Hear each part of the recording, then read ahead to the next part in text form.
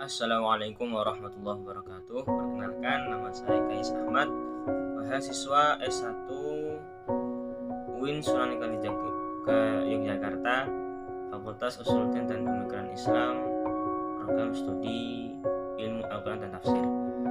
Insyaallah pada kesempatan kali ini saya akan membawakan presentasi terkait hadis syadz dan hadis mu'allal. Yang pertama, hadis syadz.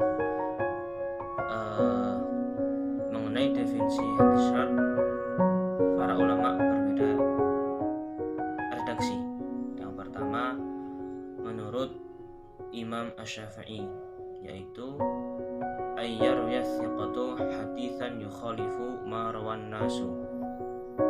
Maksudnya adalah hadis syadz yaitu periwayatan oleh rawi yang thiqah atas suatu hadis, namun di dalamnya terdapat perbedaan dengan periwayatan oleh rawi yang lain yang lebih thiqah pada hadis yang sama.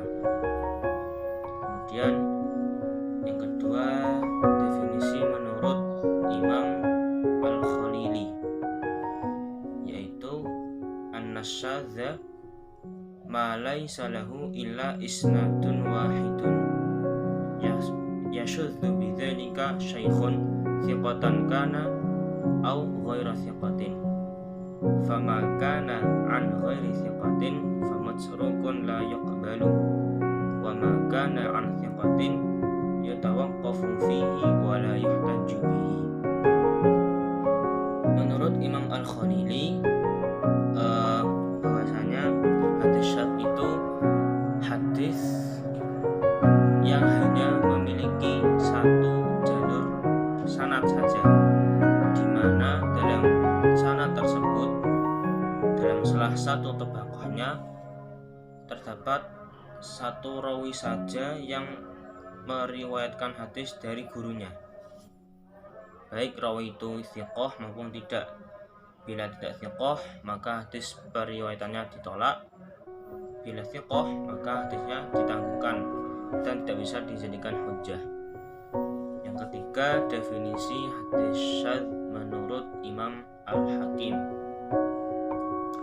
Menurut beliau, hadis syadz adalah wal haditsul ladzi yanfaridu bihi thiqatun minas thiqati wa laysa lahu aslun bimutabi'in lidzalika thiqati. Hampir sama maksudnya dengan definisi yang diutarakan oleh Imam Al-Khalili, yaitu hadis yang hanya memiliki satu sanad saja dan salah satu tabaqahnya hanya ada satu rawi yang meriwayatkan dari gurunya.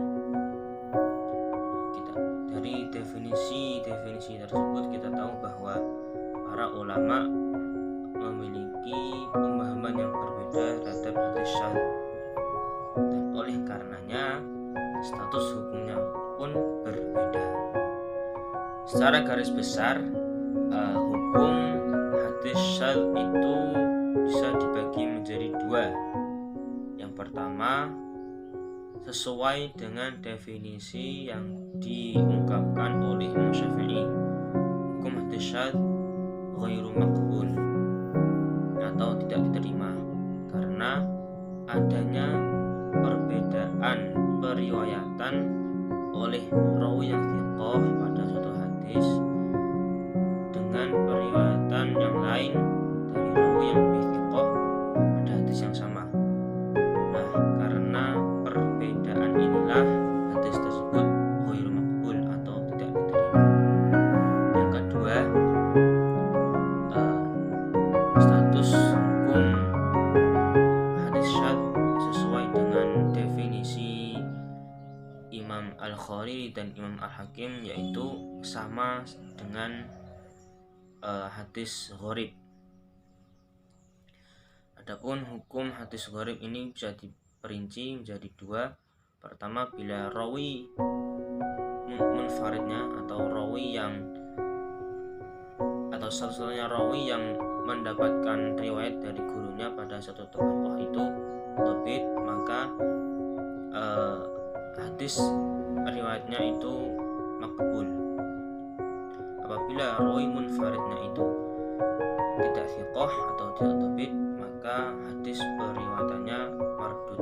Nah, terkait ketidakdhabitan ini bisa diperinci lagi. Apabila tidak begitu jauh ketidakdhabitannya, maka hadisnya hasan. Apabila jauh dari kedhabitan, maka hadisnya itu munkar. Contoh hadis syadz. Nah, karena tadi ada dua pembagian tentang hukumnya, maka saya akan menyebutkan dua contoh. Yang pertama, hadis syadz yang ghairu maqbul, yakni sesuai dengan definisi Imam Syafi'i. Contohnya adalah hadis yang diriwayatkan oleh Imam Al-Baihaqi melalui jalur Hammad bin Zaid. Hammad bin Zaid mendapatkan riwayat dari Amr bin Dinar. Amr bin Dinar mendapatkan dari Usajah. Anna rajulan tuwfiya fi ahdi Rasulillah sallallahu alaihi wasallam wa lam yada' warithan illa maulan wa a'taqahu. Al-hadis. Ini adalah riwayat jalur Hammad bin Zaid. Adapun hadis yang sama namun jalur berbeda seperti jalurnya Abul Hasan Ali bin Ahmad, Ismail bin Ishaq dan Sufyan itu mendapatkan riwayat dari Amr bin Dinar. Amr bin Dinar mendapatkan dari Usajah. Usajah mendapatkan dari Ibnu Abbas. Nah, dari sini dari dua periwayatan ini, yaitu Hammad dengan yang lainnya tadi itu berbeda, yang mana Hammad tidak menyebutkan sahabat Ibnu Abbas di asal sanad, sedangkan jalur yang lain itu menyebutkan sahabat Ibnu Abbas pada asal sanad, sehingga riwayat dari Hammad bin Zaid itu dihukumi syadz karena ada perbedaan tersebut. Kemudian contoh hadis syadz yang serupa dengan hadis gharib, yaitu hadis innamal a'malu binniyati. Ini diriwayatkan dari Nabi oleh sahabat Umar, dan sahabat Umar meriwayatkan kepada Alqamah bin Waqqas saja. Kemudian dari Alqamah meriwayatkan kepada Muhammad bin Ibrahim. Dari Muhammad bin Ibrahim meriwayatkan kepada Yahya bin Sa'id. Karena masing-masing tabaqah ini hanya ada satu rawi yang meriwayatkan hadis dari gurunya, maka sesuai dengan definisi yang diungkapkan oleh Imam Al-Khalil dan Imam Al-Hakim. Hukumnya pun sesuai bagaimana kedhabitan rawinya, dan para ulama termasuk Imam Al-Bukhari menilai hadis ini sebagai hadis sahih. Selanjutnya hadis mu'allal. Hadis mu'allal yaitu hadis yang di dalamnya ditemukan ada ilat atau sebab yang mencacatkan sifat kesahihan hadis tersebut, padahal secara zahir hadis tersebut selamat dari ilat. Nah, ilat tersebut itu masuk dalam sanad yang muttasil dengan para perawi yang adil-adil, bahkan memenuhi syarat-syarat hadis sahih. Cara mengetahui ilat: pertama, menggunakan atau dengan mengetahui perawi yang munfarid. Yang kedua, perbedaan antara periwayatan dari rawi munfarid tersebut dengan periwayatan yang lain. Ketiga, dengan indikasi-indikasi yang lain yang membantu dalam mengetahui ilat. Nah, Selanjutnya mengenai bentuk-bentuk hadis mu'allal. Apabila misal seorang peneliti hadis menggunakan 3 poin tadi atau 3 perantara tadi untuk mengetahui ilat, dan memang ditemukan ilatnya, maka bisa jadi hadis yang dia kaji itu dia ungkapkan kebenarannya bisa berupa hadis itu mursal sebenarnya, yang mana dahulu dia kira itu mausul, atau sebenarnya itu hadis itu adalah mauquf yang dahulu dia kira itu marfu', atau diketahuinya adanya hadis lain pada hadis, jadi hadis tertumbuk dengan hadis yang lain. Nah, bentuk-bentuk ini menandakan bahwa hadis tersebut itu mu'allal, sehingga tercegah dari status hukum sahih.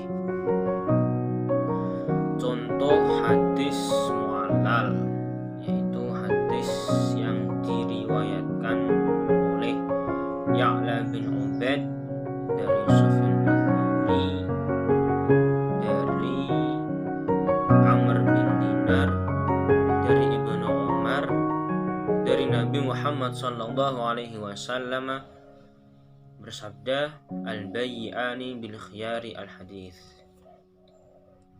Hadis ini dihukumi mu'allal, padahal Ya'la bin Ubaid itu thiqah.